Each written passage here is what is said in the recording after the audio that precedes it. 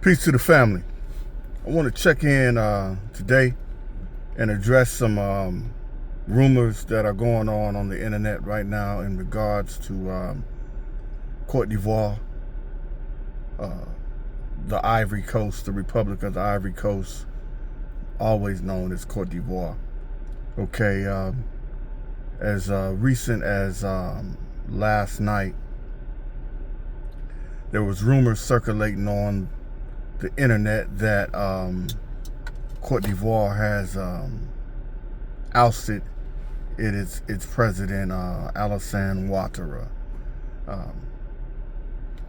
But to my knowledge, I just spoke with my wife and some friends in the Ivory Coast, Cote d'Ivoire, and there is no coup d'etat at this time.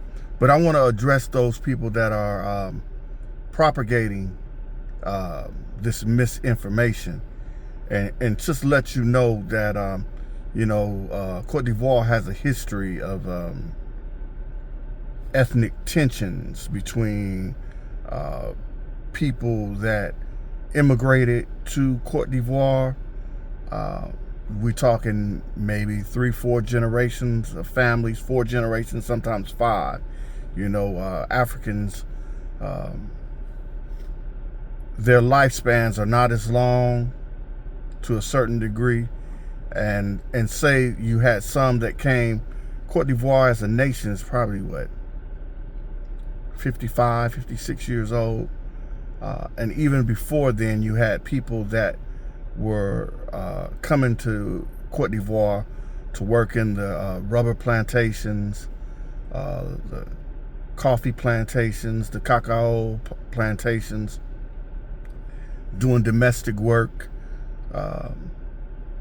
doing all sorts of what we would consider to be blue-collar work, right? Well, but basically we're talking about agriculture in the agricultural section, and even artisanal mining, right? But these people came to Cote d'Ivoire and they've been living there for years and years and years. But there was a period of time where they were persecuted because of their ethnicity, because they began to kind of outnumber what you would call the indigenous tribes of Cote d'Ivoire, right?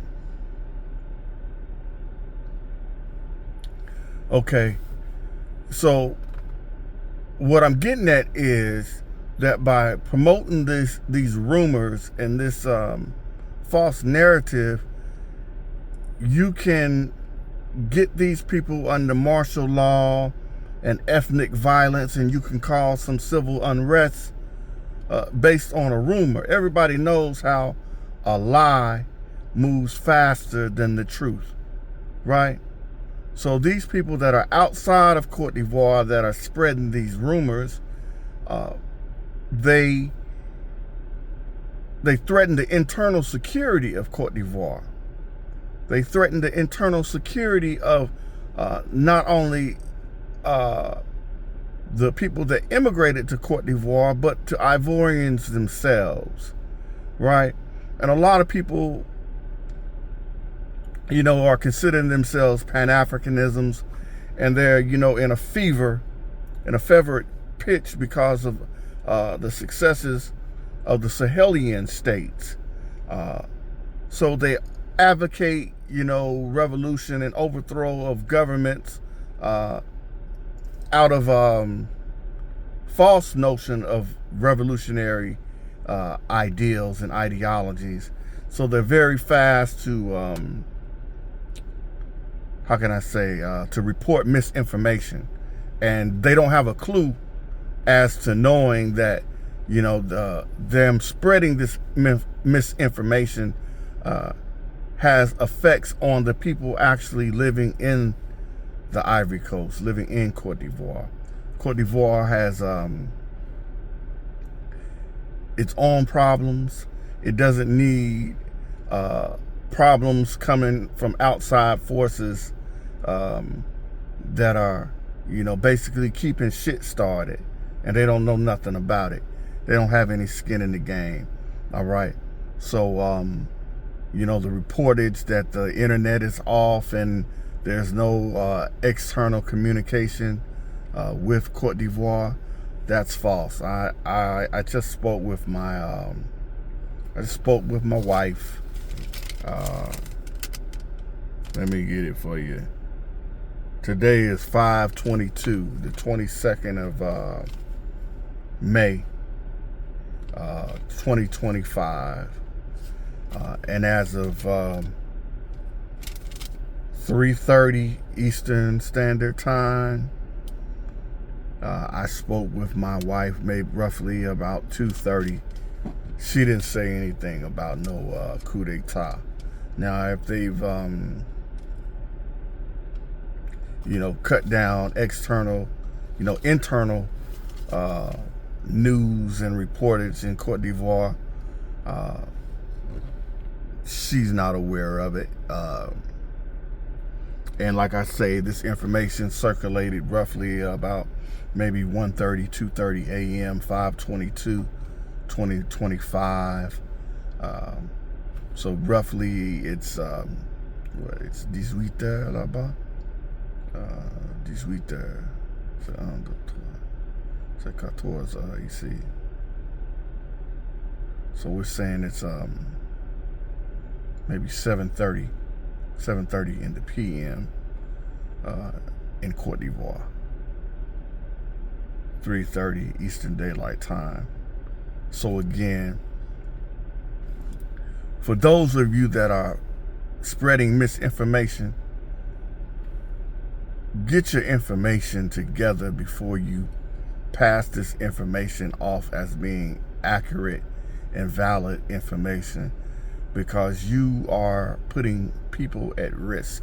You don't know, and I pray that it's that you don't know, or you're a saboteur.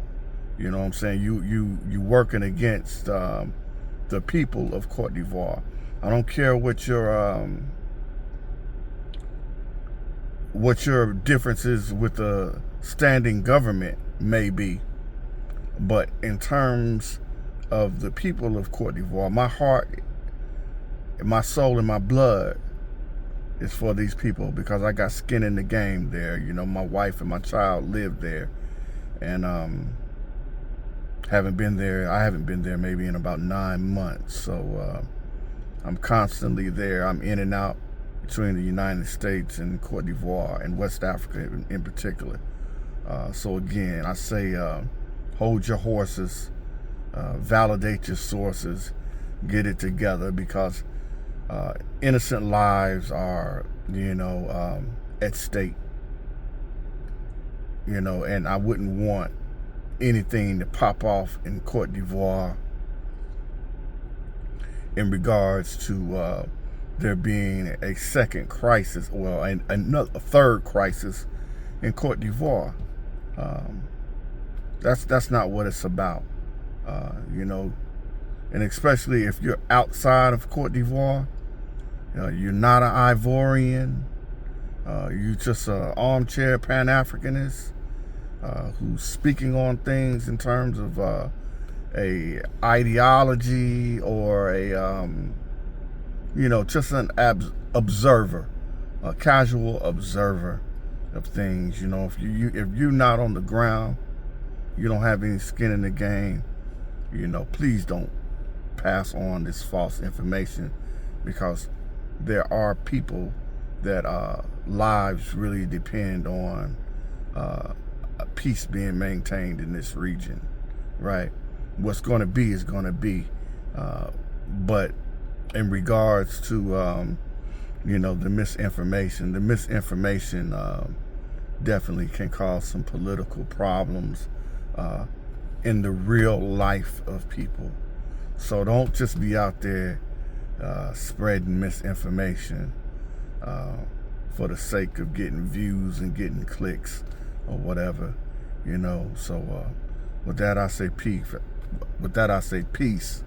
And much love and much protection to the people of Cote D'Ivoire, the people of Mali, the people of Niger, the people of Burkina Faso, the people of Ghana, all the people of West Africa. Nothing but love for me, and I pray only the best for people.